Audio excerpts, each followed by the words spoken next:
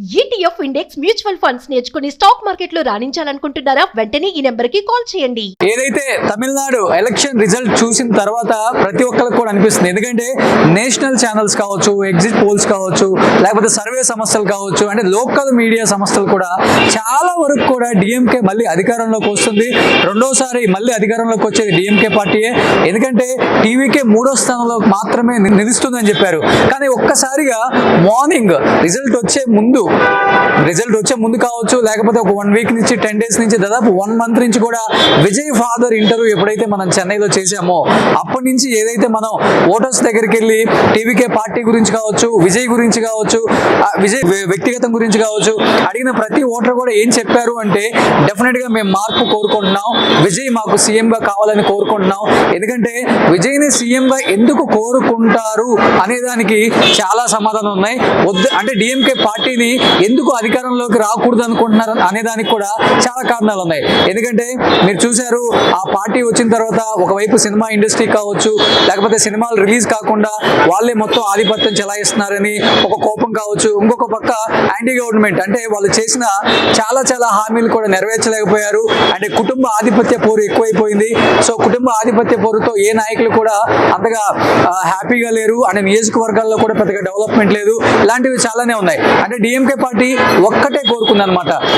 అంటే ఇక్కడ జయలలిత తర్వాత మాకు ఇంకా వ్యతిరేకంగా వచ్చే పార్టీ అయితే ఏది లేదు. సో ఏడీఎంకే కేవలం 50 సీట్లు 60 సీట్లకు మాత్రమే పరిమితం అవుతుంది. ఇంకా డిఎంకేకి ఎవరు కూడా ఎదురులేదు. రెండోసారి కూడా చాలా 150 నుంచి 170 సీట్లతో మేము అధికారంలోకి వస్తారని చెప్పేసి స్టాలిన్ పదే చెప్పారు. కానీ విజయ్ ఒకటే నినాదంతో ప్రజల్లోకి వెళ్ళారనమాట.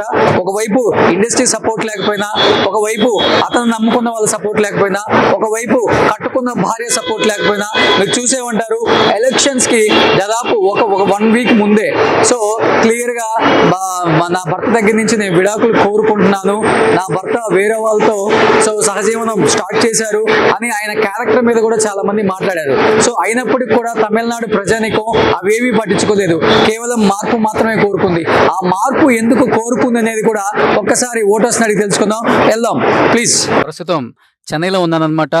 సో ఫస్ట్ నుంచి కూడా సుమన్ టీవీ ప్రెడిక్ట్ చేస్తూనే ఉంది. ఎందుకంటే నేషనల్ మీడియాస్ కూడా ఎవరు కూడా విజయ్కి అనుకూలంగా ఒక్కళ్ళు కూడా ఎగ్జిట్ పోల్స్ కావచ్చు, లేకపోతే సర్వే సంస్థలు కావచ్చు, ప్రతి ఒక్కళ్ళు కూడా డిఎంకే మళ్ళీ రెండోసారి అధికారంలోకి వస్తుందని చెప్పారు. కానీ ఎవ్వరు కూడా విజయ్ అధికారంలోకి వచ్చే అవకాశాలు ఉన్నాయి, విజయ్ 100కు పైగా సీట్లు చేజిక్కించుకునే అవకాశం ఉందని కూడా ఏ నేషనల్ మీడియా కూడా చెప్పలేకపోయింది. కానీ సుమన్ టీవీ ఫస్ట్ నుంచి చెప్తుంది, దాదాపు 3 నెలల నుంచి చెప్తుంది. సో ప్రజలందరూ కూడా మార్పు కోరుకుంటున్నారు, విజయ్ని సీఎంగా చూడాలనుకుంటున్నారు. సో అంటే ఎవరికి ఎక్కలేదు అసలు. ఫస్ట్ ఆఫ్ ఆల్ అంటే డిఎంకే ఏం ఆలోచించిందంటే జయలలిత తర్వాత మమ్మల్ని అనగదొక్కే పార్టీ రావడం చాలా కష్టం తమిళనాడులో, మళ్ళీ మేమే వస్తాం అన్న ఒక ధీమాతో ఉన్నారు. కానీ విజయ్ యొక్క సత్తాని వాళ్ళు పసిగట్టలేకపోయారు. తీరా చూస్తే లాస్ట్లో క్యాండిడేట్స్ కూడా దొరకడం కొంచెం కష్టమైంది టీవీకేకి చెప్పాలంటే. కానీ విజయ్ ఒకే ఒక్క ఎజెండాతో ప్రజల్లోకి వెళ్ళారనమాట. ఖచ్చితంగా మార్పు కోరుకుంటున్నారు కాబట్టి నాలాంటి ఒక నాయకుడు తమిళనాడు కావాలి అని చెప్పుకుంటూనే వచ్చారు. ఎందుకంటే విజయ్కి చెప్పాలంటే ఏ సినిమా ఇండస్ట్రీకి సంబంధించిన వ్యక్తి కూడా సపోర్ట్ చేయలేదు, ఎలాంటి రాజకీయ నాయకులు సీనియర్ నాయకులు కూడా సపోర్ట్ చేయలేదు.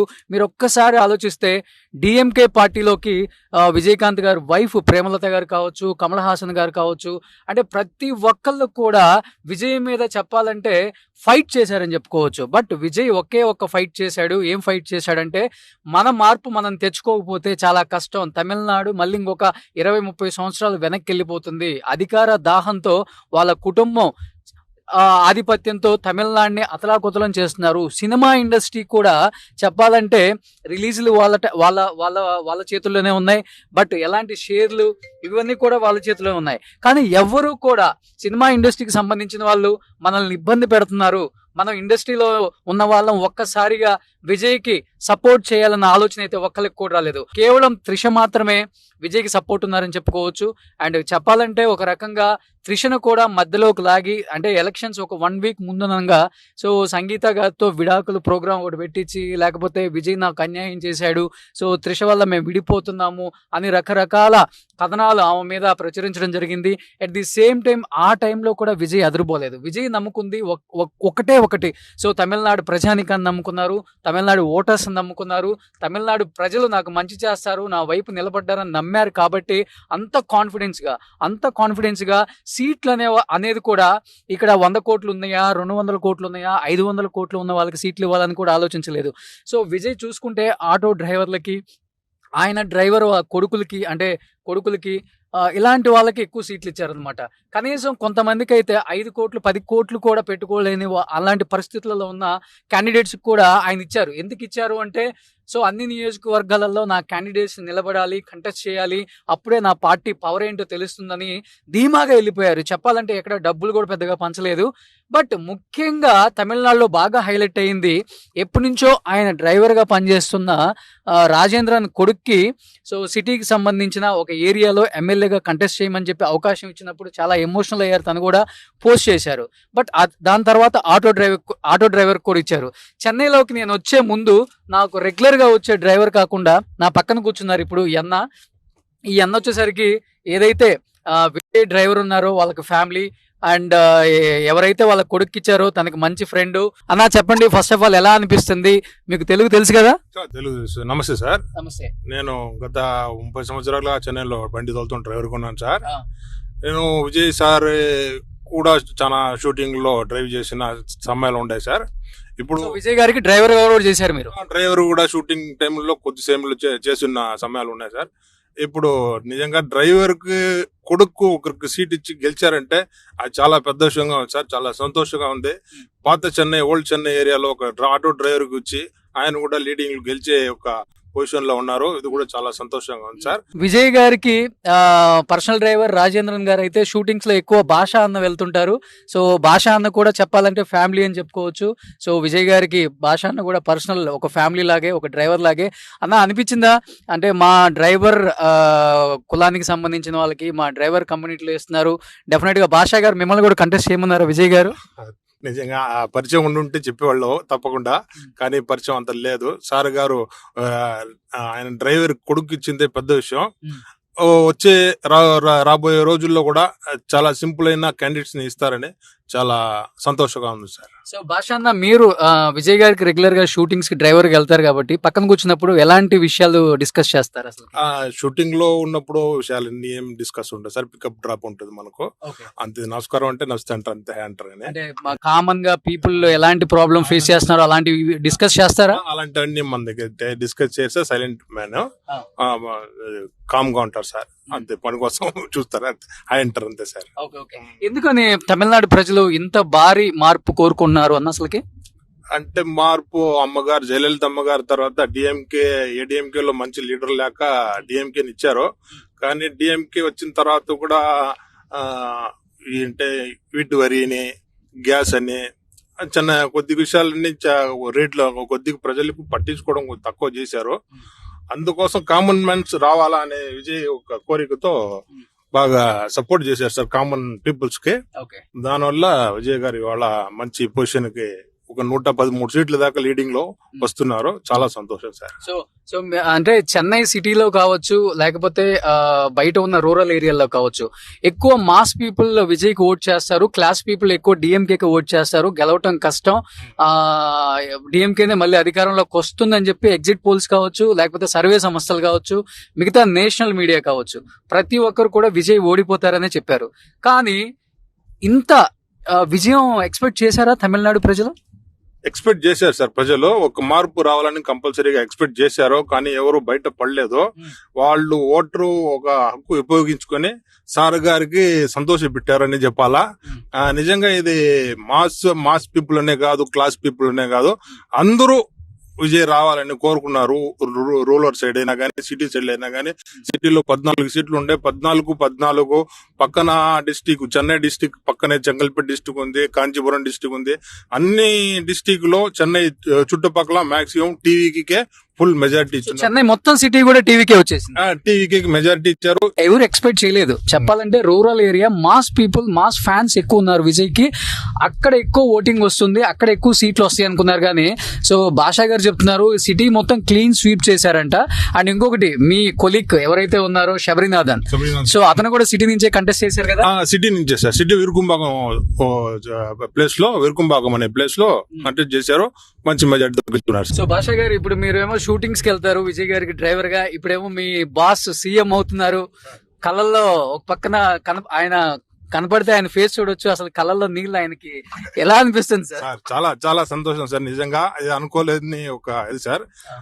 చాలా చాలా సంతోషం సార్, దాన్ని ఇంక ఎలా చెప్పాలని అర్థం లేదు సార్. సో ఏం చేశారు సార్? నిజంగా సార్, రాత్రి నుంచి కాసుకొని పొద్దున్నే ఇంకా 6 గంటలకు స్టార్ట్ అయితే టీం ముందు కూర్చున్నాం సార్.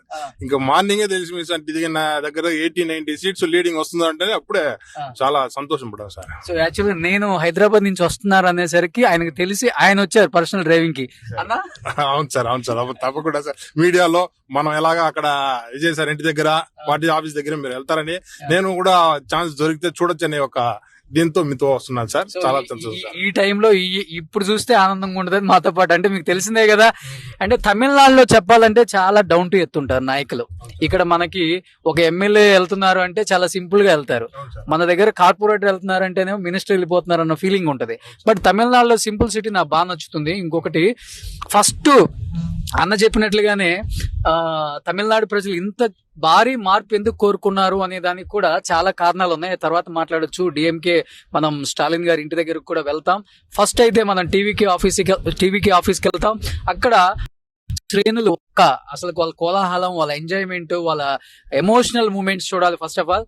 అండ్ అలానే ఎస్ఏ చంద్రశేఖర్ గారు, విజయ్ గారు ఫాదర్, మనకి 3 months బ్యాక్ ఇంటర్వ్యూ ఇచ్చారు. ఆయన చాలా గట్టిగా చెప్పారు విజయ్ చాలా స్ట్రాంగ్ గా ఫైట్ చేస్తున్నారు, సింగిల్ గా ఫైట్ చేస్తున్నారు. ఎవరు సపోర్ట్ లేకపోయినా పర్వాలేదు, డెఫినెట్ గా పీపుల్లో ఉన్న ఆ చేంజ్ అయితే నేను ఎక్స్పెక్ట్ చేస్తున్నాను. డెఫినెట్ గా వాళ్ళు నాకు ఓట్ చేస్తారు. కొత్త పార్టీయా పాత పార్టీయా అని చూడరు, ఇక్కడ టీవీకే అని కూడా చూడలేదు. కేవలం విజయ్ కోసం ఓట్ చేసిన ఎన్నో ఎన్నో ఎన్నో కోట్ల ఓటర్స్ మనోభావాలు నిజంగా ఈ రోజు ఒక్కొక్కళ్ళు టీవీ ముందు కావచ్చు, లేకపోతే మన ఎయిర్పోర్ట్ నుంచి దిగి వస్తున్నప్పుడు ఆ కోలాహలాలు చూస్తుంటే అక్కడ ఇక్కడ అసలుకి ఇంత విక్టరీ ఎవరు ఎక్స్పెక్ట్ చేయలేదు. ఎనీహౌ మ్యాజిక్ ఫిగర్ దాటలేదు అనేది కూడా కొంచెం ఉంటుంది. సో మరి భాషా గారు మీరు అన్నట్లుగానే మ్యాజిక్ ఫిగర్ అయితే దాటలేకపోయారు విజయ్ గారు. ఎవరు సపోర్ట్ ఉండొచ్చు? బీజేపీ సపోర్ట్ ఉండొచ్చు అనుకుంటున్నారా? ఏడీఎంకే నుంచి కొంతమంది బయటకు వస్తారనుకుంటున్నారా? లేకపోతే కాంగ్రెస్ నుంచి కొంతమంది బయటకు వచ్చి విజయ్ సీఎం అని చేసి డెఫినెట్ గా టీవీకే గవర్నమెంట్ ఫామ్ చేస్తుంది అనుకుంటున్నారా? సార్ కన్ఫామ్ గా 118 సీట్లు కొడతారనే ఆశగానే ఉంది. ఇంకా సాయంత్రం దాకా టైం ఉంది, కంపల్సరీగా వస్తారు.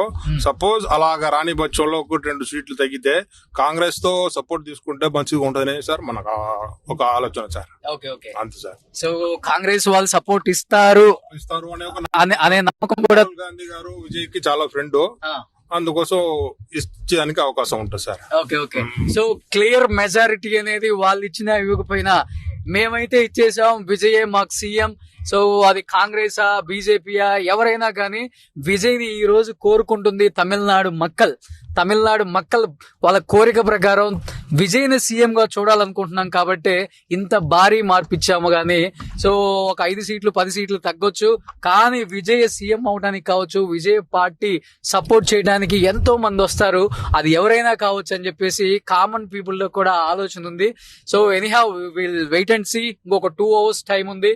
ఈ 2 hours లో ఏదైనా జరగవచ్చు. ఎందుకంటే మార్నింగ్ 1తో స్టార్ట్ అయిన విజయ్ యొక్క విజయ పరంపర తీరా చూస్తే 11 అయ్యేసరికి 30, 40, 50, 60, 70, 80, 90, 100 అన్నప్పుడు ఇంకా అర్థమైపోయింది టీవీకే ఇక్కడ విజయం సాధించేసింది, విజయ్ సీఎం అవ్వబోతున్నారని.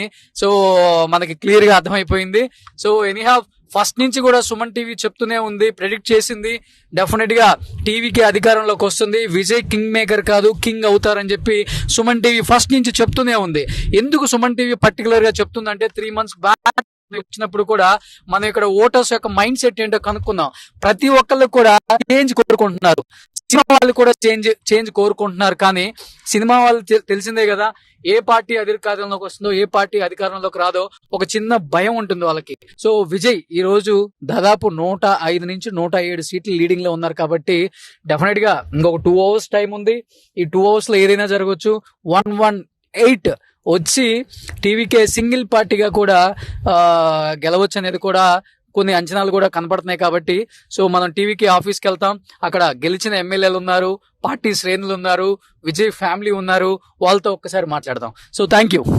సుమన్ టీవీలో మీ పర్సనల్ అండ్ బిజినెస్ ప్రమోషన్స్ కోసం కింది నెంబర్కి కాంటాక్ట్ చేయండి.